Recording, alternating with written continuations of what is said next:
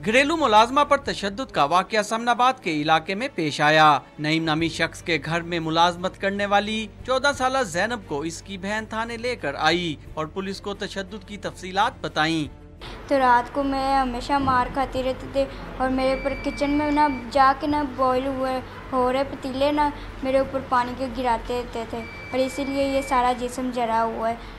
Police ने मुतासरा लड़की का तिब्बी मुआयना करवाकर फौरी मुकदमा तो दर्ज कर लिया, ताहम मुलजिम नईम और इसकी अहलिया अभी तक कानून की गिरफ्त से आज़ाद हैं।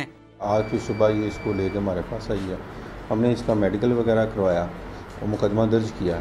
तो मेडिकल जो है ना वो अभी अंडर ऑब्जर्वेशन आया है, परसों जो इसका मेडिकल क्लियर होगा मुकदमा हमने जो है ना वो दर्ज कर लिया।